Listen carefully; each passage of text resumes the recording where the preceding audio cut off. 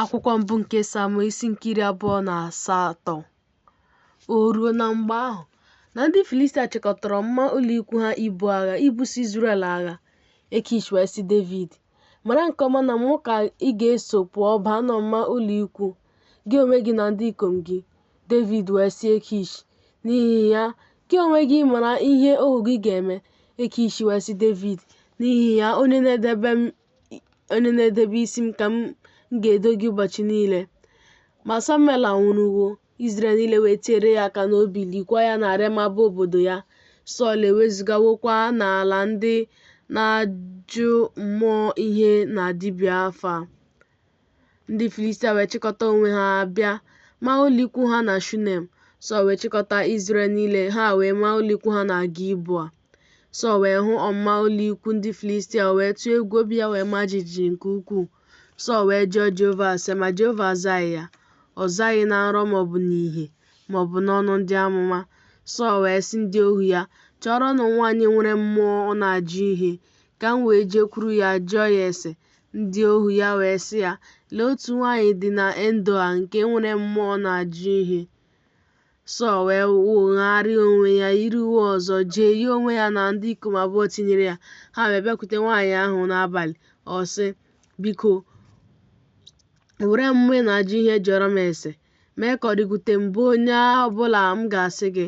Nwaanyị ahụ wee sị ya, lee, gị onwe gị amawo ihe Sọl mere, na o bipụwo n'ala ndị na-ajụ mmụọ ihe na ndị dibịa afa. N'ihi gịnịkwa ka gị onwe gị na-agbara m ndụ ọnya ime ka m nwụọ? Sọl wee were Jehova ṅụọrọ ya iyi sị, Jehova na-adị ndụ, ahụ ajọ omume agaghị ezute gị ma ọlị n'ihe a. Nwaanyị ahụ wee sị, onye ka m ga-eme ka ọ rigokwute gị? Ọ sị, mee ka Samuel rigokwute m. Nwaanyị ahụ wee hụ Samuel, tie mkpu n'oke olu. Nwaanyị ahụ wee gwa Sọl okwu sị, n'ihi gịnị ka ị ghọgbuworo m? N'ihi na gị onwe gị bụ Sọl. Eze wee sị ya, atụla egwu, n'ihi na ọ bụ gịnị ka ị hụworo? Nwaanyị ahụ wee sị Sọl, ahụwo m chi ka ha na-esi n'ala rigota. Ọ sị ya, gịnị bụ ụdị ahụ ya? Nwaanyị ahụ wee sị, agadi nwoke na-arịgota. Ejikwa uwe mwụda kpuchie nwoke ahụ. Sọl wee mata na Samuel ka ọ bụ, wee rube isi ya, daa kpuo ihu ya n'ala, kpọọ isi ala. Samuel wee sị Sọl, n'ihi gịnị ka ị na-ekweghị ka m nọdụ ndụ, ime ka m rigota? Sọl wee sị, anọ m na mkpa nke ukwuu, ndị Filistia na-ebusokwa m agha, ma Chineke wezụgawo onwe ya n'ahụ m. Ọ dịghị azakwa m ọzọ, ma ọ bụ n'aka ndị amụma ma ọ bụ na nrọ. M wee kpọọ gị ka ị wee mee ka m mara ihe m ga-eme. Samuel wee sị, n'ihi gịnịkwa ka ị na-ajụ m ajụjụ, ebe Jehova wezụgaworo onwe ya n'ahụ gị wee ghọọ onye iro gị? Ma Jehova emeworo onwe ya dị ka o kwuru site n'aka m. Jehova adọwapụwokwa alaeze gị n'aka gị, nye ya mmadụ ibe gị bụ Devid. N'ihi na ị geghị ntị olu Jehova, imeghịkwa ka ịdị ọkụ nke iwe ya dakwasị Amalek. N'ihi ya ka Jehova meworo gị ihe a taa.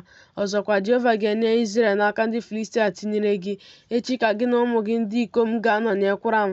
Jehova ga-enyekwa m ọmụma ụlọikwu Izrel n'aka ndị Filistia. Sọl wee daa n'ala ngwa ngwa ka ịdị elu ya aha. O wee tụọ egwu nke ukwuu n'ihi okwu niile nke Samuel.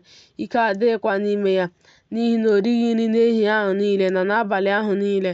Nwaanyị ahụ wee bịakwute Sọl, hụ na ahụ mara ya jijiji nke ukwuu. Ọ sị ya, lee, nwaanyị na-ejere gị ozi egewo ntị olu gị.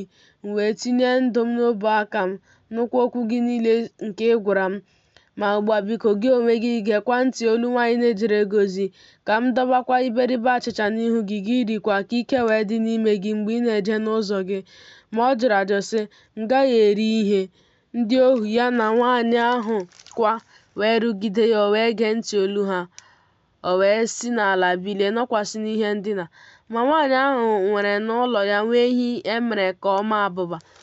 O mee ngwa gbuo ya, werekwa ụtụ ọka gwọọ ya, were ya sie achịcha ekoghị eko. O wee bute ya nso n'ihu Sọl na n'ihu ndị ohu ya. Ha wee rie, wee bilie laa n'abalị ahụ.